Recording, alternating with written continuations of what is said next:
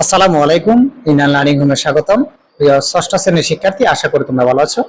ইতিমধ্যে তোমাদের বার্ষিক পরীক্ষার সিলেবাস অনুসারে ইনাল লার্নিং হোম চ্যানেল থেকে তোমাদের প্রত্যেকটি বিষয়ের বার্ষিক পরীক্ষার চূড়ান্ত প্রস্তুতি নিয়ে স্পেশাল মডেল টেস্ট তৈরি করা হয়েছে। যে মডেল টেস্টগুলি সম্পন্ন করলে তোমরা নিশ্চিত তোমাদের পরীক্ষায় কমন আসবে এবং ভালো একটি ফলাফল তোমরা করতে পারবে।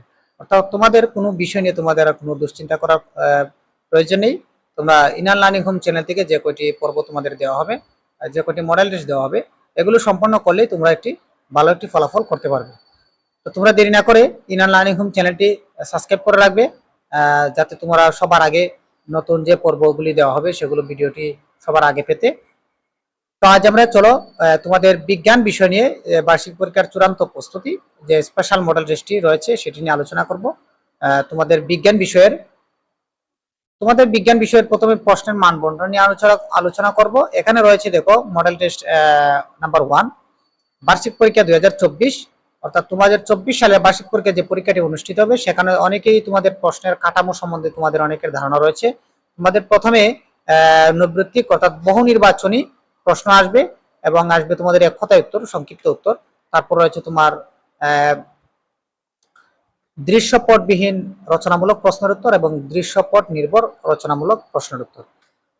তো আজ আলোচনা করব তোমাদের খ বিভাগ, অর্থাৎ এখানে এই যে খ বিভাগ রয়েছে, এই খ বিভাগে তোমাদের রয়েছে 25 মার্ক। এই খ বিভাগের মধ্যে 25 মার্ক রয়েছে এবং সেটি হচ্ছে তোমাদের নৈর্ব্যক্তিক অংশ। এখানে 25টি প্রশ্ন থাকবে এবং 25টি তোমাদের উত্তর করতে হবে। প্রত্যেকটি প্রশ্নের জন্য তোমাদের রয়েছে 1 মার্ক করে। তো আজ আলোচনা করব তোমাদের 25টি নৈর্ব্যক্তিক এবং তোমাদের যে এক কথায় উত্তর হচ্ছে সেগুলো নিয়ে যাবো, এবং পরবর্তীতে তোমাদের সংক্ষিপ্ত এবং রচনামূলক অংশ নিয়ে, অর্থাৎ তোমাদের যে 75 মার্ক রয়েছে সেটি নিয়ে পরবর্তী পর্বে আলোচনা করব। তো চলো আমরা মূল পর্বটি শুরু করি।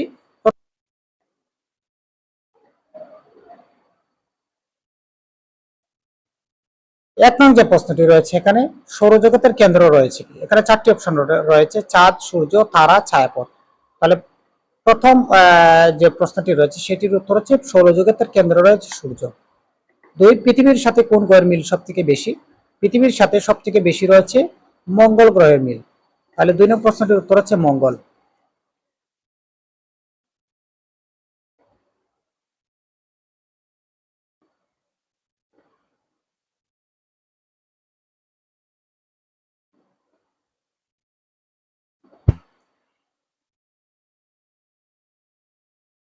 3 নং যে প্রশ্নটি রয়েছে, বিজ্ঞান হচ্ছে এমন একটি জ্ঞান যার ক্ষেত্র হচ্ছে কি? এখানে 4টি অপশন রয়েছে: বাস্তব ঘটনা, প্রাকৃতিক ঘটনা, অবাস্তব ঘটনা আর রয়েছে বৈজ্ঞানিক পরীক্ষা। তাহলে এটি সঠিক উত্তর হচ্ছে প্রাকৃতিক ঘটনা। 4 নং যে প্রশ্নটি রয়েছে, 1 গ্রাম সমান কত কিলোগ্রাম? 1 গ্রাম সমান, এখানে 4টি অপশন রয়েছে: 1000 কিলোগ্রাম, 0.01 কিলোগ্রাম, তারপর 100 কিলোগ্রাম, তারপর 0.001 কিলোগ্রাম। তাহলে এটি সঠিক উত্তর হচ্ছে 0.001 কিলোগ্রাম। 5 নং যে প্রশ্নটি রয়েছে, গতির দিক পরিবর্তনের নিয়ামক কি? গতির দিক পরিবর্তন, অর্থাৎ গতিকে যদি আমরা দিক পরিবর্তন করতে চাই তাহলে সেখানে কি হবে? বল প্রয়োগ করতে হবে, নাকি সময়, নাকি আলো, নাকি শব্দ? অর্থাৎ এখানে রয়েছে গতির দিক। আমরা জানি গতির পরিবর্তন করতে হলে সেখানে কি করতে হয়? বল প্রয়োগ করতে হয়। তাহলে 5 নং যে প্রশ্নটি রয়েছে সেটা সঠিক উত্তর হচ্ছে ক নাম্বার, বল। গতির দিক পরিবর্তনের নিয়ামক হচ্ছে বল। 6 নং যে প্রশ্নটি রয়েছে, কোথায় ঘর্ষণ বল বেশি? অমসৃণ তলে, মসৃণ তলে, তেল মিশ্রিত তলে, গ্রিজ মিশ্রিত তলে। এটির সঠিক উত্তর হচ্ছে ঘর্ষণ বল সব থেকে বেশি হচ্ছে মসৃণ তলে। ঠিক আছে, মসৃণ তলে। 7 নং যে প্রশ্নটি রয়েছে, কোনটি বেশি তাপ ধারণ করতে পারে? ক নং রয়েছে এখানে জলীয় বাষ্প, ক হচ্ছে গ্রিন হাউস, গ হচ্ছে মাটির ঘর আর গ হচ্ছে বালি। তাহলে জলীয় বাষ্প সবচেয়ে বেশি ধারণ করতে পারে, সেটির উত্তর হচ্ছে খ নং, অর্থাৎ জলীয় বাষ্প। এটির সঠিক উত্তর হচ্ছে জলীয় বাষ্প। 8 নং যে প্রশ্নটি রয়েছে, উক্ত পরীক্ষাটিতে এক্স এর সংকেত কোনটি? এখানে দেখো একটি পরীক্ষা রয়েছে লোহার দণ্ড এবং এক্স এবং হচ্ছে পানি। অর্থাৎ এখানে কি রয়েছে? এই যে একটি চুম্বক দণ্ডের মাঝে আমরা দেখতে পাচ্ছি কিছু লোহা দণ্ড বা লোহার টুকরো, ধাতু বা লোহার ধাতব পদার্থ, সেগুলো আঁকড়ে ধরে রয়েছে লোহার দণ্ডের সাথে চুম্বক। তাহলে উক্ত পরীক্ষাটিতে এক্স এর সংকেত কোনটি? এক্স এর সংকেত হচ্ছে এখানে আয়রন অক্সাইড এবং 5 অণু পানি। অর্থাৎ এটা এখানে গ নং যে অপশনটি রয়েছে সেটি হচ্ছে সঠিক, আয়রন অক্সাইড এবং হচ্ছে 5 অণু পানি। 9 নং যে প্রশ্নটি রয়েছে, উক্ত পরীক্ষাটিতে এক্স পদার্থটি সৃষ্টির ক্ষতিকর প্রভাব কোনটি? অর্থাৎ এই যে পদার্থটি রয়েছে উপরের, সেখানে ক্ষতিকর প্রভাব কি? পদার্থটির সৌন্দর্য নষ্ট করে, বঙ্গরতা সৃষ্টি করে, ব্যবহার অনুপযোগী হয়ে পড়ে, তারপর হচ্ছে সবগুলি সঠিক। অর্থাৎ এখানে যে উপরে যে 3টি অপশন রয়েছে প্রত্যেকটি অপশনই এই পরীক্ষাটির জন্য কি সঠিক। তাই গ নং যে প্রশ্নটি রয়েছে সেটি হচ্ছে সঠিক উত্তর, সবগুলো উত্তরই হচ্ছে সঠিক।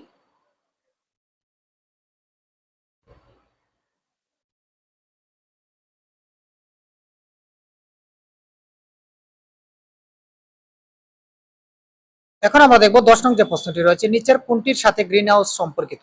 গ্রিন হাউস সম্পর্কিত কোন পদার্থের কোনটির সাথে, অর্থাৎ এখানে রয়েছে কৃষিকাজ, বসত বাড়ি, পশুপালন, তারপর রয়েছে মৎস্য চাষ। গ্রিন হাউস কি? গ্রিন হাউস হচ্ছে একটি বৈশ্বিক তাপমাত্রা আমরা বুঝি, তাহলে এটি হচ্ছে কৃষি কাজের সাথে সম্পর্কিত। তাই 10 নং যে প্রশ্নটি রয়েছে এটি সঠিক উত্তর হচ্ছে কৃষিকাজ। 11 নং যে প্রশ্নটি রয়েছে, বিরুৎ জাতীয় উদ্ভিদের কাণ্ড কিরূপ প্রকৃতির। বিরুৎ জাতীয় উদ্ভিদের কাণ্ড কিরূপ প্রকৃতির। বিরুৎ বলতে কি বোঝায়? আমরা সফট এবং নরম। তাহলে এখানে রয়েছে ক নং শক্ত, ক নং নমনীয়, ঘ নং নরম এবং ঘ নং হচ্ছে কোমল। তাহলে কোমল হবে না, নমনীয় হবে না এবং শক্ত হবে না, এটির সঠিক উত্তর হচ্ছে নরম। অর্থাৎ বিরুৎ জাতীয় উদ্ভিদের কাণ্ড হচ্ছে নরম।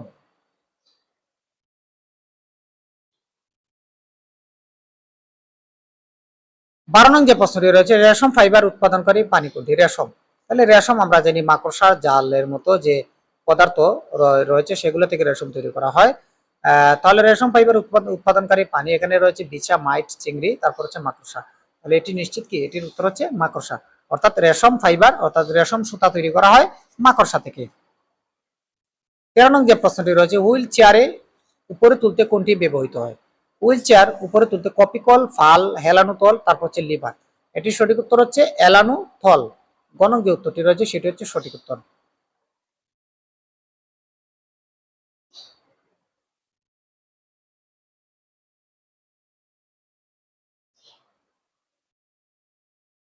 14 নং যে প্রশ্নটি রয়েছে, একটি রেঞ্জের দৈর্ঘ্য 5 মিটার এবং দুটি খাঁজের মধ্যবর্তী দূরত্ব 2.5 মিটার হলে যান্ত্রিক সুবিধা কত। এটির যান্ত্রিক সুবিধা হবে, যেহেতু এটার মধ্যবর্তী দূরত্বের উপর নির্ভরশীল, তাই এটার দূরত্ব যেহেতু 2.5 মিটার রয়েছে, তাহলে তার যান্ত্রিক সুবিধা হবে 2.5 মিটার। অর্থাৎ 14 নং যে প্রশ্নটি রয়েছে সেটি সঠিক উত্তর হচ্ছে 2.5 মিটার। 15 নং যে প্রশ্নটি রয়েছে, গতির সূত্র আবিষ্কার করেন কে। গতির সূত্র, তাহলে গতির সূত্র এটা খুবই আমরা জানি, খুবই ইজিলি অনেকে আমরা ক্লাস 6 কিংবা 7 তোমরা এগুলা বইয়ের মধ্যে পাবে। গতি সূত্র আবিষ্কার করেন, এখানে 4টি অপশন রয়েছে, নিউটন, হাইগেন, প্যাসকেল, আইনস্টাইন। আর এটির সঠিক উত্তর হচ্ছে নিউটন। গতি সূত্র আবিষ্কার করেন নিউটন, সেটিকে নিউটনের সূত্র নামে আমরা পরিচিত, সেগুলো জানি। তো গতির 3টি সূত্র রয়েছে নিউটনের, তো সেগুলো নিয়ে তোমাদের বিস্তারিত পাঠ্য বই আলোচনা করা হয়েছে। আশা করি তোমরা সেগুলো রচনামূলক অংশে তোমাদের সেগুলো বোঝানো হবে। তবে গতির সূত্র আবিষ্কার করেন কে? সঠিক উত্তর হচ্ছে নিউটন। এখন আমরা জানবো তোমাদের পাঠ্য বইয়ের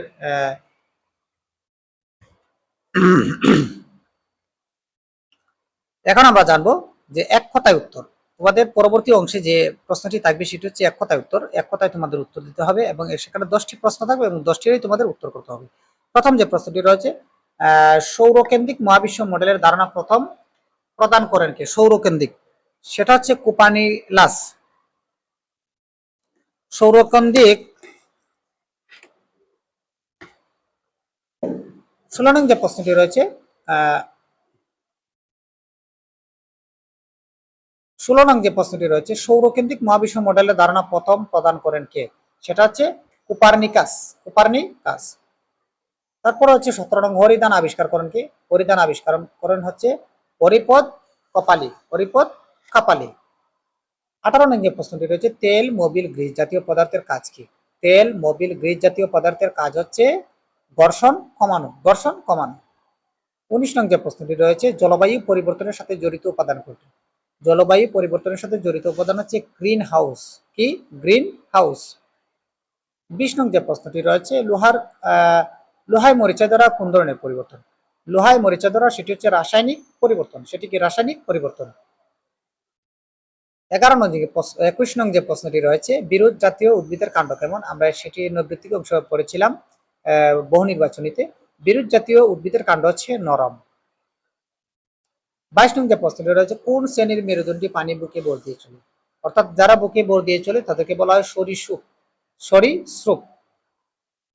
23 নং যে প্রশ্নটি রয়েছে, পিঁপড়া কোন পর্বের প্রাণী? পিঁপড়া হচ্ছে আর্থ্রোপোডা পর্বের প্রাণী। পিঁপড়া হচ্ছে আর্থ্রোপোডা পর্বের প্রাণী, আর্থ্রোপোডা।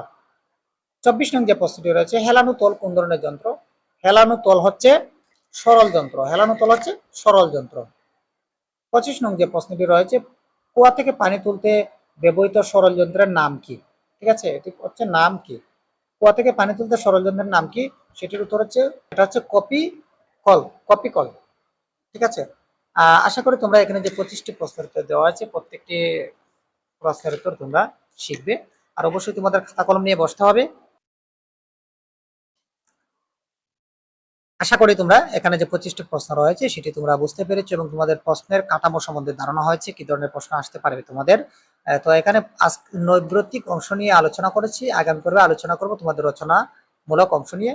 আগামী পর্বটি সবার আগে পেতে ইনান লার্নিং হোম চ্যানেলটি অবশ্যই সাবস্ক্রাইব করে রাখবে এবং তোমাদের প্রত্যেকটি বিষয় থেকে এই ধরনের স্পেশাল মডেল টেস্টের মাধ্যমে সাজেশন প্রদান করা হবে এবং যেগুলো থেকে তোমরা নিশ্চিত পরীক্ষায় কমন পাবে।